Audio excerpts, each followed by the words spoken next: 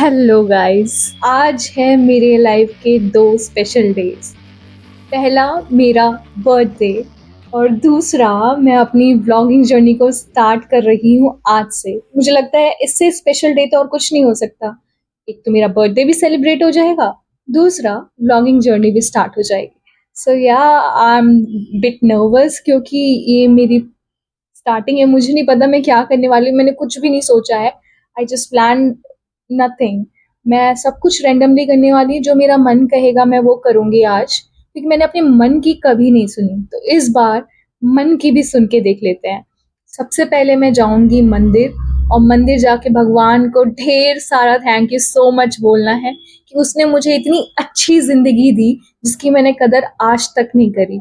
और आज मुझे ऐसा लग रहा है कि मैंने इसकी कदर क्यों नहीं करी। इतनी अच्छी लाइफ जो किसी को नसीब नहीं होती, क्यों नहीं मैंने उसकी कदर करी, क्यों मैंने उसको दूसरे नजरिए से नहीं देखा। Life is so beautiful when you start valuing it.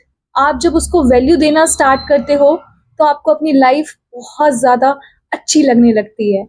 और मैं बस खुश हूँ आज कि भगवान ने मुझे एक और मौका दिया है अपनी ज़िंदगी को जीने का। एक और साल मेरी ज़िंदगी में ऐड ऑन किया है। So I am so so so thankful to God. Thank you so much. और आज मैं चाहती हूँ आप लोग भी मेरे साथ बने रहो और लेट्स एंजॉय टुगेदर। चलो। अभी फिलहाल तो मैं अपनी कॉलोनी के मंदिर जा रही हूँ। और ऑनेस्टली मैं एक चीज बहुत स्ट्रांगली फील करती हूँ, चाहे मंदिर हो, गुरुद्वारा हो, मस्जिद हो या चर्च, मेरे दिल में हर रिलीजन, हर फेथ और हर भगवान के लिए बहुत रिस्पेक्ट है। क्योंकि जगह अलग हो सकती है, नाम अलग हो सकते हैं, बट एक चीज हमेशा कॉमन होती है, वो है सुकून और शांति।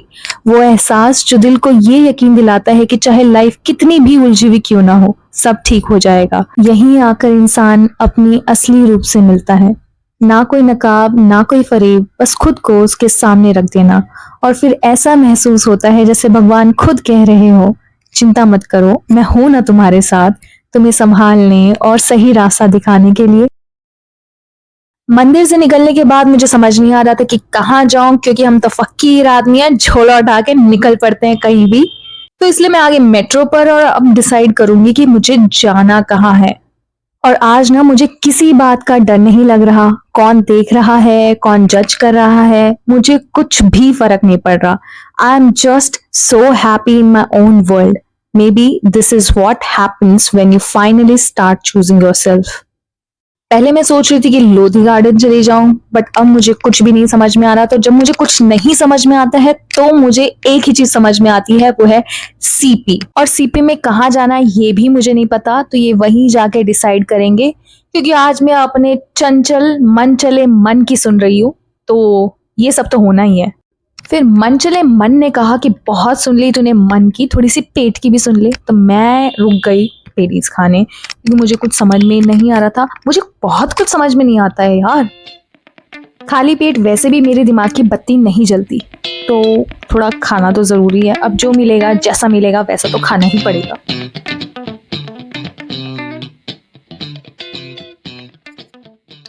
फाइनली मैं पहुंच गई हूँ राजीव चौक, और यहाँ से बाहर निकलते ही सूरज ने मुझे मेरी औकात दिखा दी। तो औकात को मद्देनजर रखते हुए और नजर से पालिका बाजार दिखने पर मैं चली गई पालिका। और यहाँ का माहौल तो आज तक चेंज नहीं हुआ।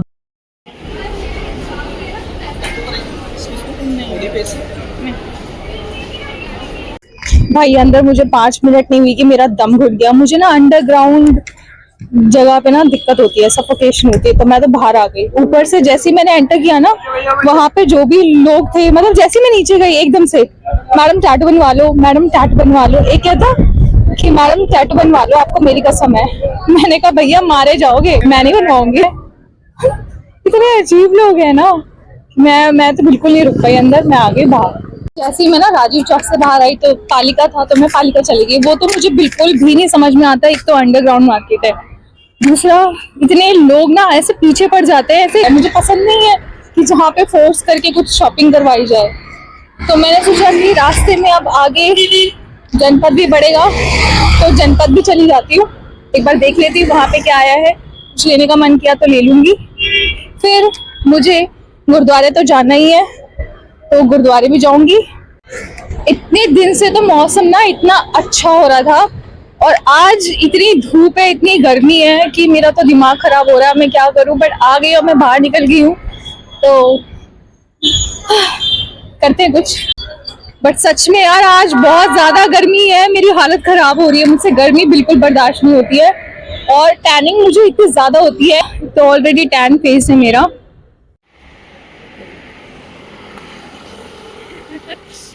ऐसा लग रहा है मैं क्यों आ गई बाहर।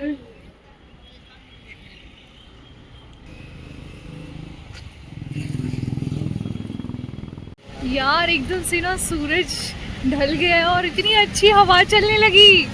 I think God is giving me blessings. देखो यार कितना अच्छा मौसम हो गया है, वाह। Thank you God.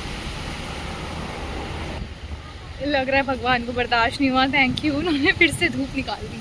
और एक मिनट के लिए मेरे अंदर ना होप आ गई थी कि वाह आज मौसम, अब मौसम ठीक हो जाएगा।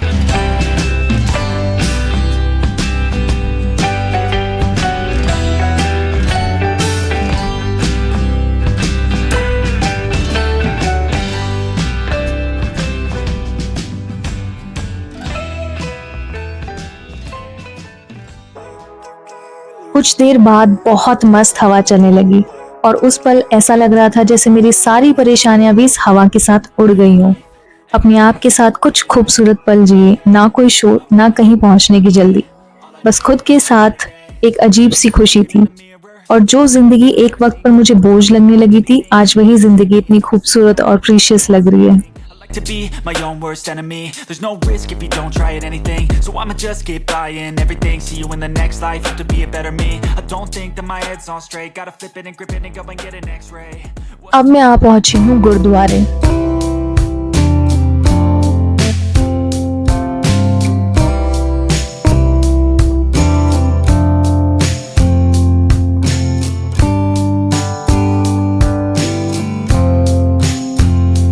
इस तपती धूप में पानी के इस स्पर्श ने सब कुछ शांत और ठंडा कर दिया। यहाँ आकर एक सुकून मिलता है।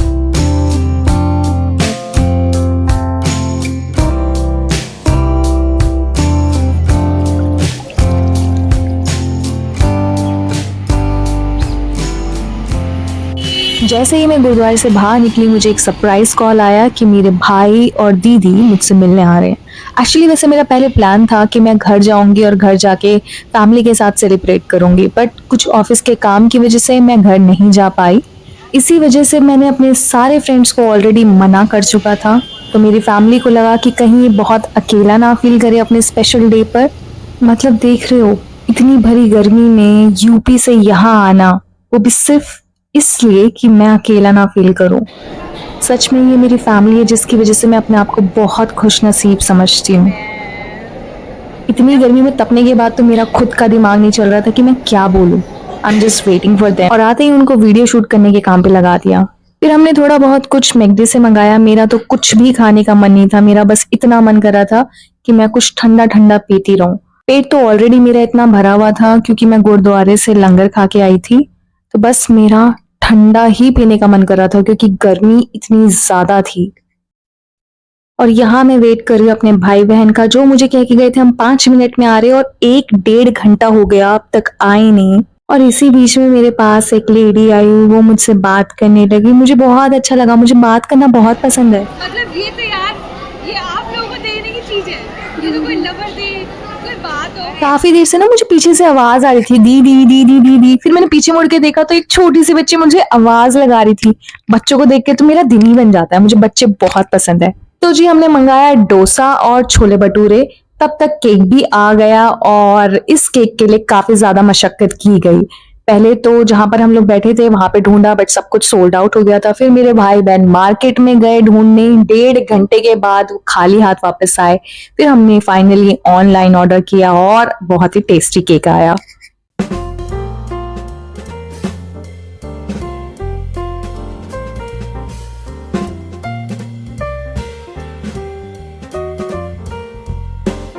लाइफ में कभी कभी बहुत कुछ अनएक्सपेक्टेडली अच्छा हो जाता है। आज मैंने सोचा था बस कैजुअली दिन निकल जाएगा, but the way this day turn out it genuinely made me feel so loved. शायद इसलिए हर मोमेंट मुझे इतना अच्छा लग रहा था, हर चीज की वैल्यू फील हो रही थी। अपनों के साथ बैठना, वो छोटी छोटी बातें करना, उनके efforts, everything just felt so warm.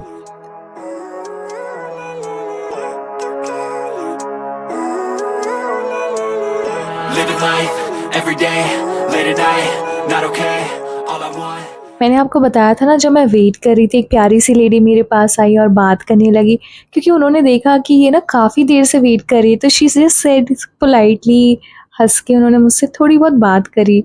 सो मुझे बहुत अच्छा लगा। तो I was waiting for her कि वो मुझे दोबारा दिख जाए, so that I can also tell her कि आज मेरा बर्थडे है। सो वो मुझे मिले, मैंने उनको बुलाया और उन्होंने बहुत सारी ब्लेसिंग्स दी, मतलब मुझे बहुत अच्छा लगा।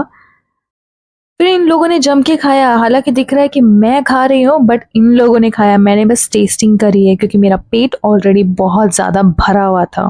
फिर किया लो क्वालिटी फोटोशूट, और आज ये रियलाइज हुआ कि लाइफ अगर हमसे कुछ लेकर जा रही है तो बदले में बहुत कुछ देकर भी जा रही है। तो हमें बस उसी चीज़ पर फोकस करना चाहिए। जो जा रहा है उसे जाने दो, और जो आ रहा है उसे पूरे दिल से सेलिब्रेट करो।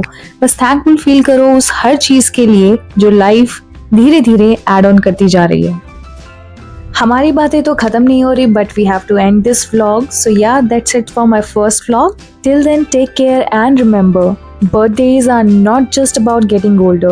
They are little reminders that life is still giving you time to write beautiful chapters of your life.